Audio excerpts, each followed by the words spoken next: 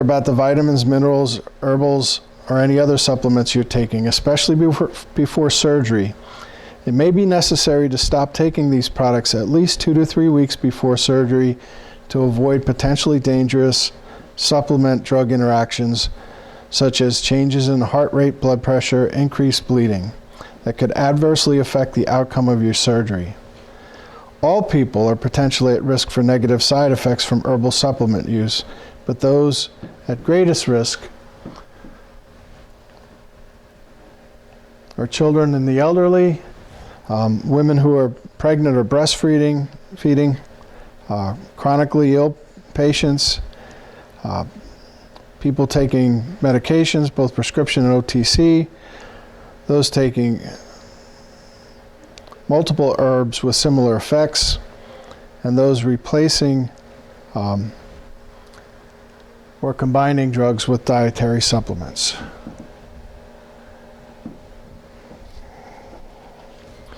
Always turn to your doctor or healthcare provider. You may not consider these products drugs or medications, or you may just forget to mention them during your visit. Even if you think your healthcare provider might disapprove of your choices, you need to discuss supplement use with them. If you don't, inappropriate supplements can lead to dangerous circumstances. For example, you may experience a side effect of a dietary supplement that your doctor then attributes to another medication you're taking. Retailers in the health food stores may seem knowledgeable, but they most likely don't have the medical background or familiarity with your personal health to recommend products. The same can be true for retailers on the internet.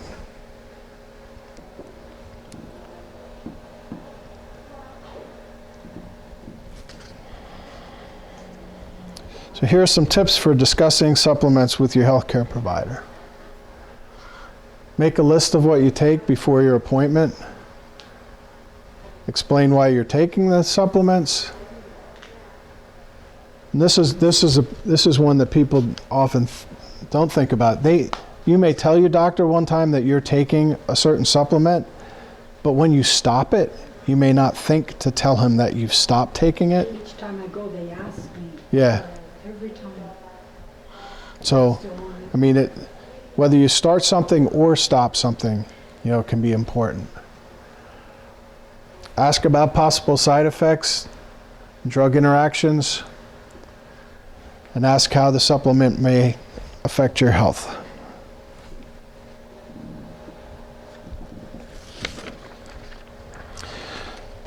So here are some of the herbs and supplements that are commonly used by diabetic patients. We'll quickly discuss the uses, effectiveness, and the side effects of each. The first one, cinnamon, there's been a lot of popularity of cinnamon recently. They think that it lowers blood sugar by reducing insulin resistance in people with type 2 diabetes. There's mixed evidence on whether or not it works. For most people, it's safe. There's a typo on there. It says it contains coumadin, which is the trade name of warfarin. That should be coumarin. This D should be an R. But it contains, a naturally occurring blood thinner.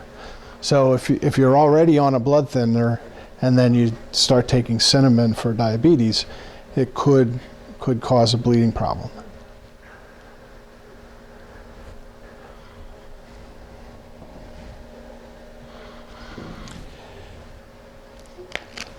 Another product, fenugreek, it's proposed to lower blood sugar.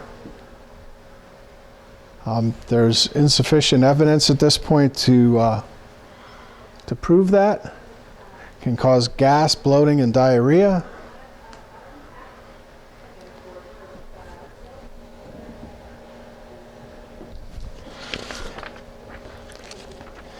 Evening primrose oil.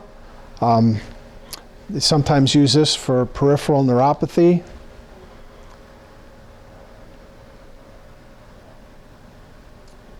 Also can cause some problems with blood clotting and GI upset when it can also be used topically.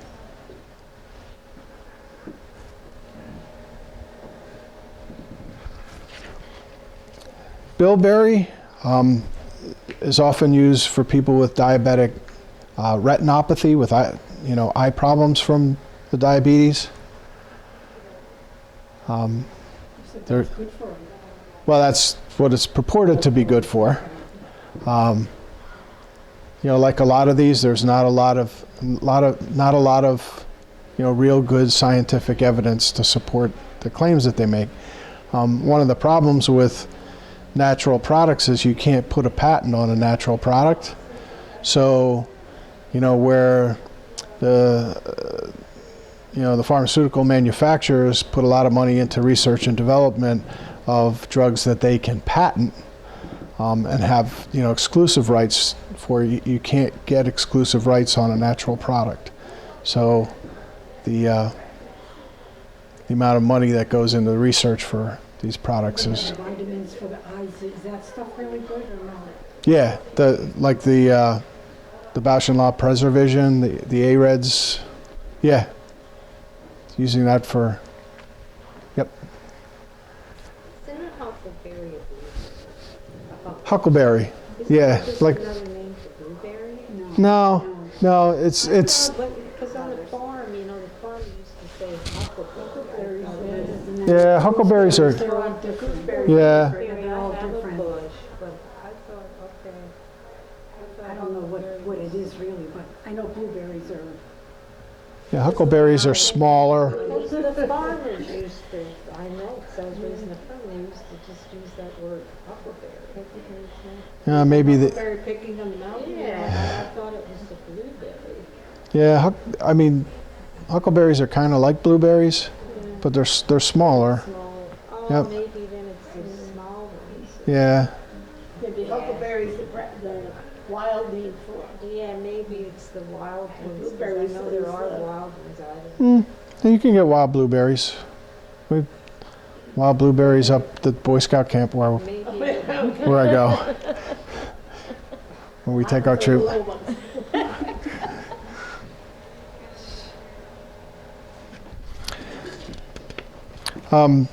Ginseng is purported to lower blood sugar.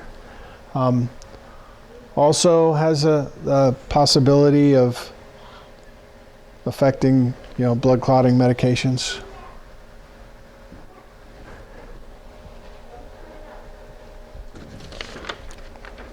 Grapeseed extract is another one that's used in diabetic retinopathy.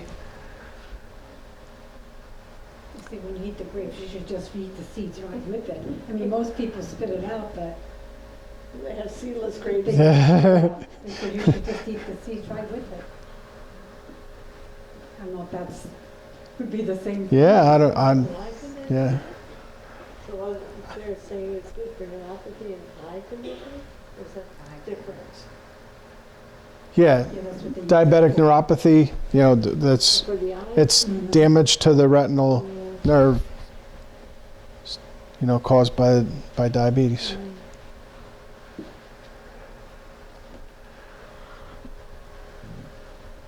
That's a stuff I don't know, headache, dizziness, hives, and nausea doesn't sound fun to me. I know. They test death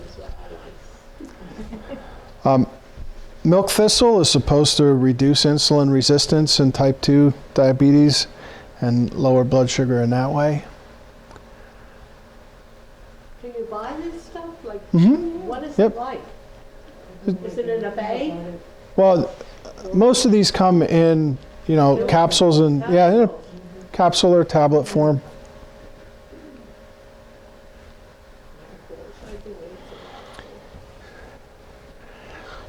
Something relatively recent is noni. They're pushing noni juice. There's no evidence that it does anything for diabetes. That's on TV all the time. What's that? The noni? What is it exactly? Is it It's a fruit. But They put it It's- like in the juice. it's high in potassium. So it can cause your blood potassium levels to go up.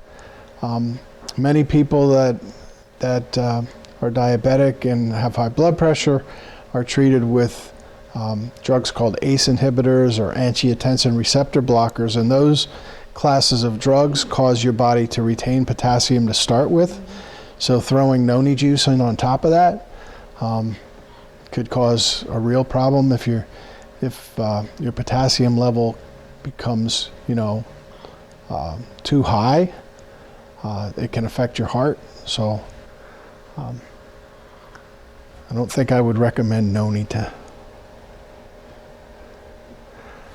Chromium, particularly chromium picolinate, has been used for a long time to help lower blood sugar.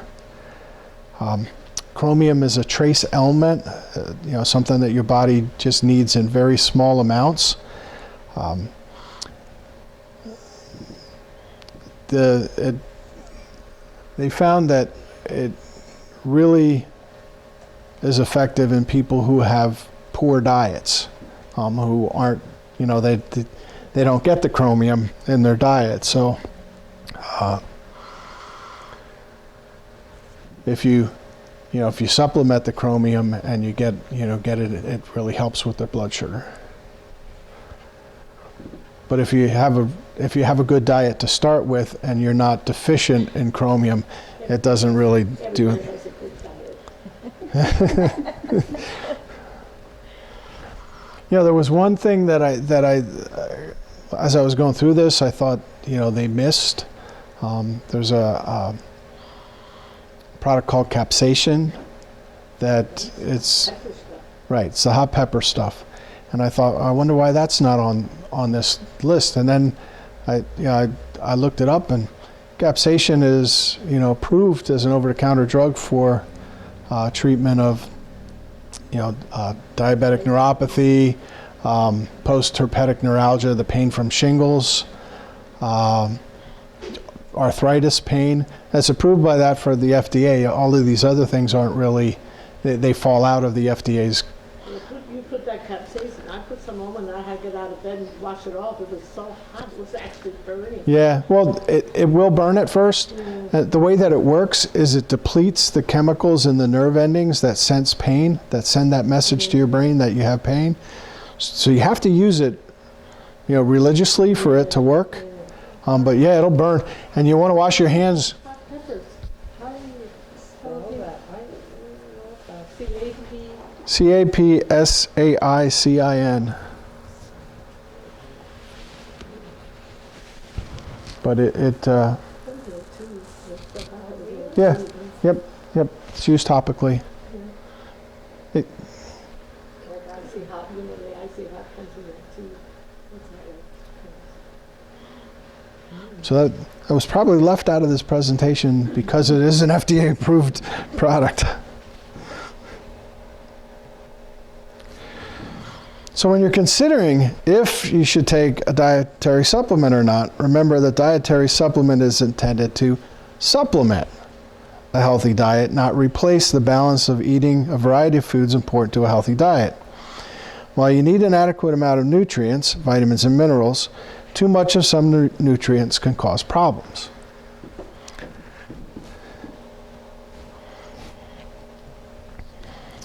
So to stay healthy,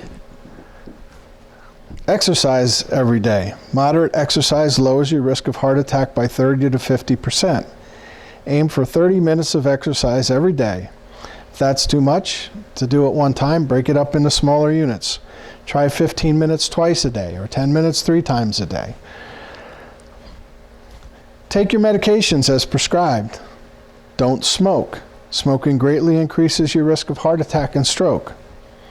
Maintain a healthy weight. If you're overweight or obese, you don't have to get super thin to reduce your risk of developing chronic diseases. Losing 5 to 10% of your weight improves cholesterol and lowers your blood pressure and your blood sugar. Eat a healthy diet. Make an effort to follow a healthy diet can lower your risk of heart disease by 24%. A few months ago we talked about the My Plate, and half of that plate should be you know, green leafy vegetables, you know, and the carbohydrates is just that one little quarter of the plate. No big bowls of pasta like I like to eat. But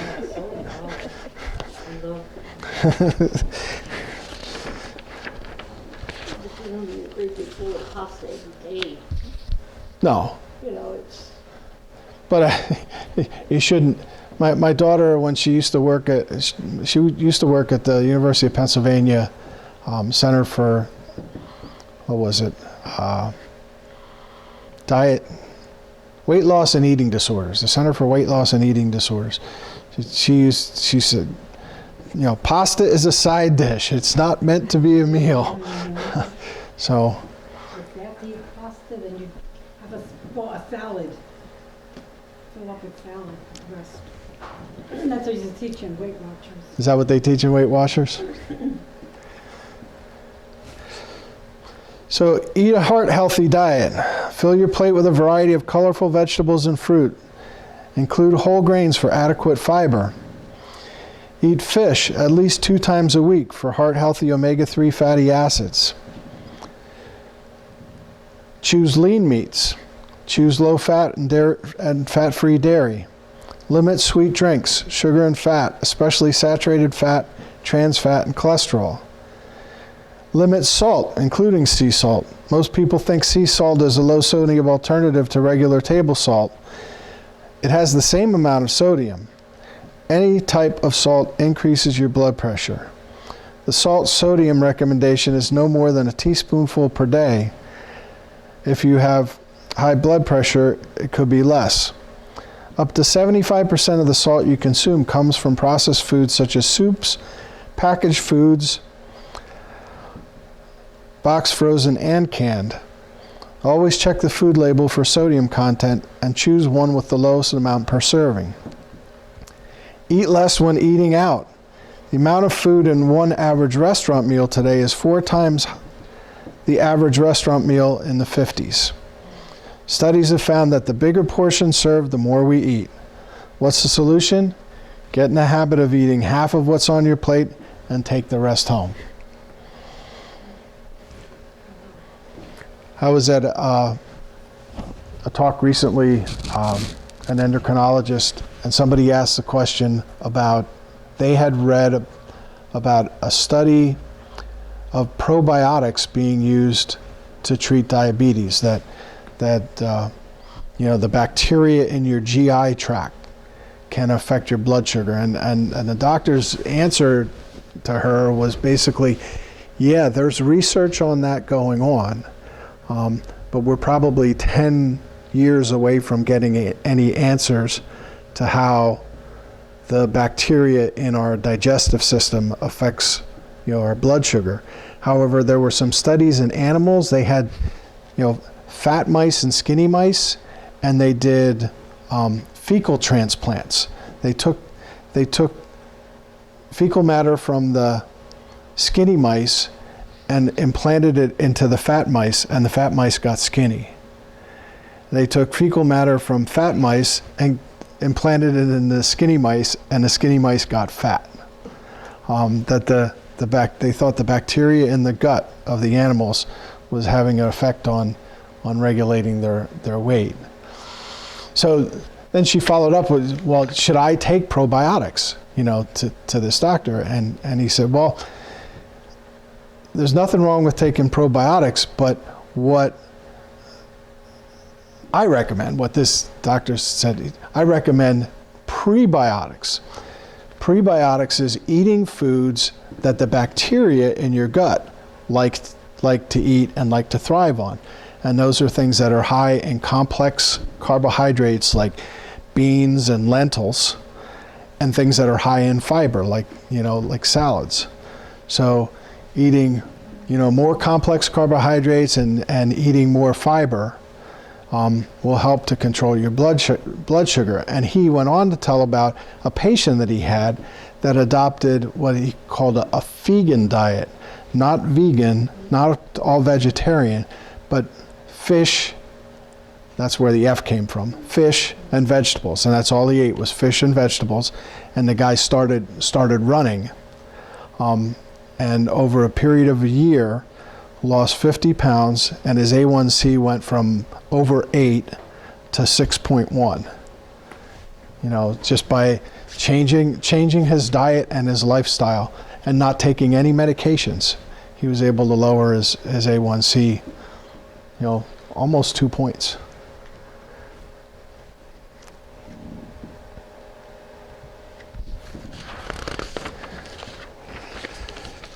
So if you're considering adding a supplement to your health routine, remember these tips for safe supplement use. Always check with your healthcare provider first and keep taking your prescribed medications as instructed. Don't combine supplements and medications that have similar actions. Stop taking supplements if you have side effects. Don't take more than the label recommends. Use nationally tested brands or brands tested by independent labs such as the Consumer Labs or the USP.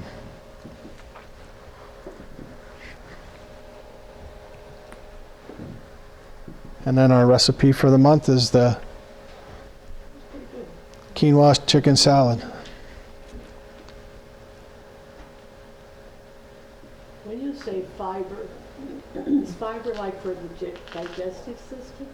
Yeah, like, I mean, Some friend of mine gave me a great big thing of fiber, and I thought, I don't need that. Opposite problems. So I don't know, should I take it, should I ignore it? well, I mean, some people, if you're constipated, adding more bulk, you know, with fiber is good. Some people that have loose stools, adding more bulk can firm up those stools, so they do kind of use it. Fiber can benefit both ways. But you know, getting it in your diet is it's funny. Last summer we had a lot of tomatoes from our garden that we couldn't use fast enough, and my wife talked to a friend who, you know, is a chef, and she said that what her mother used to do was take tomatoes, cut them up, and then put them in the oven to heat them up, and then throw them in the blender, and you know, puree it, and then can it or freeze it. And Louise said, "Well, don't you take the skin and the seeds and stuff out?" And she said, "No. If you think about it, we spend a lot of time processing foods, taking fiber out of things, and then we have to take fiber supplements to put it back in." The skins and apples and all that. I mean, Yeah, I mean, once I'll eat that. you put it in a blender and puree it up, I mean, you don't. You never know there were seeds in there. That's right. You never know the skin and seeds in there. I don't take the seeds out. I freeze and can sometimes. I don't take the Yeah. seeds So, out. and you know, we've been using tomatoes, and it's fine. So, well, thanks for being here, and next month, actually, I think it's the 22nd again, because. Yeah, it would be the same day. Yep. No. I don't know what the topic is. She said she needed a topic. I wanted to ask you about vitamin A. I know a man, he's 88, and him and his wife, I'm telling you, for as long as I've known them, they take piles of vitamins. They sit at their table and they have all these pills. Yeah. And he was having trouble with his eyes being blurry, and he was having trouble with his eyesight. He kept going out there, there's nothing wrong with your eyes are fine. Here he was taking way over 5,000. Too much. And I think that's the one vitamin you can overdose on. You can overdose on any of the fat soluble vitamins, vitamin A, vitamin D, and vitamin E. The B vitamins and vitamin C, if you take too much, your body will get rid of it. You know, you'll essentially pee it away. It was only A. No, A, D, and E you can. So, well, Well, now his daughter said, you go off all your vitamins now. He was taking way over. You're only supposed to no more than 5,000 milligrams of vitamin. He was taking way over that. I don't know if that's why he's ice. They just told me to stop. But now you said vitamin D. I didn't know you could overdose. Yeah. What happens? What are the symptoms if you overdose? Well, on it vitamin affects D? vitamin D affects your bones. And it can cause some parts of your bones to thicken and others to thin because Yeah, of but the. now, I had a bone density test, and the doctor's office called me and told me that I need to take vitamin D. My left hip is the bone thinning. And I'm thinking, she told me to take 2,000, and I'm outside. 2,000 units a day. That's what a lot of doctors are recommending. Yeah, but mean- you're just saying now that you. Well, some people take 5,000 and 10,000 units a day. Oh, Depends on the okay. person, what they need, really. Yeah. Okay. They can actually do blood work to measure your vitamin D levels, and if they're way too low, they'll prescribe a high dose of vitamin D for a short period of time. It may be, 4 weeks, 8 weeks, 12 weeks, and then after that, then go down to 1,000 or 2,000 a day. Well, I felt there was nothing wrong with my bones. I already fell flat in my back already. I never broke a bone. I don't know. I didn't Yeah. think I needed vitamin D. As we age, up to a certain point, your bones keep getting stronger, and then after that, they start to thin, and that happens in both men and women. But when women reach menopause, that decline goes faster. So it's Older, you're not outside either getting the vitamin D naturally, like you do Oh, when yeah, you're a kid. Yeah. Oh, yeah. Well, I had melanoma. I kind of can't. I had melanoma and I can't. right. So But I still- if you're outside and you're all covered with sunscreen, that sunlight's not getting in there to turn the vitamin D into its active form. Back then, I heard that you were using sunscreen. Yeah. Yeah. But your doctor could do blood work to determine, what your vitamin D level is, and if you need, how much you would need to supplement. So what are the symptoms of overdosing on vitamin A? Are there certain things that? Yeah, honestly, I don't know. I don't remember. I probably knew at one time. So he was taking all his vitamins and he wasn't Oh really my helping God. himself. As long as I know them, oh my God, vitamins. Some doctor told me one time if you eat right, you don't have to take vitamin pills. Well, that's what I Right. mean, they eat right, Yeah. and then they're taking all these, I don't know why they're so obsessed with all these Yeah. vitamins. Next month is Fighting the Fat. Fighting the fat. Vitamin Uh-oh. Oh, no. That's just, I don't have to go, I just lost 20 pounds.